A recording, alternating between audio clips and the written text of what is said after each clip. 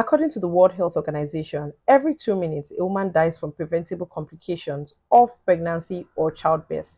Despite global advancements, millions of mothers and children, especially in low to medium income countries like Nigeria, still face unacceptable health risks.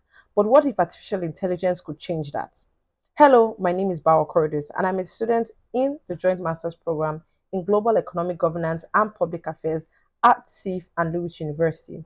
For my research, I explore the timely and critical question: how does the adaptation of artificial intelligence influence operational efficiency in maternal and child health non-profit organizations, comparing experiences in Nigeria and Germany?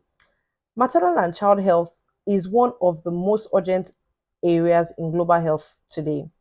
Every year, over 295,000 women die from preventable child health related causes, and millions of children under the age of 5 are lost to treatable disease. Non-profits play a very grand role in reaching the unserved communities, but their work is often held back by weak infrastructure, fragmented systems, and low staffing. And this is where AI could actually help. But they still fully don't understand. This is where my research actually comes in.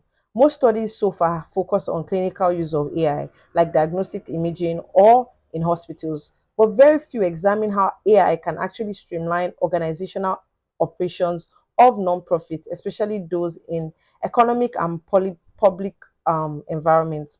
We don't know whether AI improves outcome or creates new problem across diverse settings, and that gap my thesis addresses. Why does this matter really? Well, understanding this helps nonprofit leaders, donors, even policymakers make better decisions. Should they invest in AI-powered chatbot or data tools, or hold off due to ethical risk or infrastructural gap? My research provides evidence that they need to make these choices wisely. To explore this, I used a qualitative comparative methodology. I interviewed 13 experts across non-profit organizations, 8 in Nigeria and 5 in Germany. This ranged from small local NGOs to Global Health Foundation. My approach was grounded on two simple frameworks: the technological organization environment model and the nudge theory, of which both helped me to explore how internal capacity, external pressure, and subtle cues all shape AI adoption. What did I find out? I found out three things, which are: the first, AI is already being used in Nigerian nonprofits than people actually expect, especially for chatbots, SMS outreach, and supply chain planning.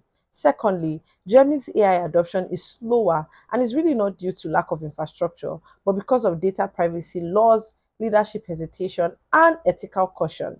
Third, both countries actually face barriers, but they're actually different. Nigeria struggles with internet access and digital literacy, while Germany faces regulatory and cultural resistance. So, what's the bottom line? My research shows that AI can improve operational efficiency in non-profit healthcare, but only when it is contextually adopted. A one size fits all solution won't work. Tools must be low cost, ethically sound, and aligned with real world workflows. And leadership buying is not just simple, it's just as important as ethical readiness. The implications are really powerful. Non-profit managers can now tailor AI use to their actual needs. Donors can stop funding short-lived pilots and actually use scalable, cultural relevant solutions. Policymakers can craft smarter and equity-focused digital health policies, and ultimately, vulnerable mothers and children can receive faster and more reliable healthcare. Thank you so much for listening. In the race to save mothers and children, AI can actually serve as a powerful tool.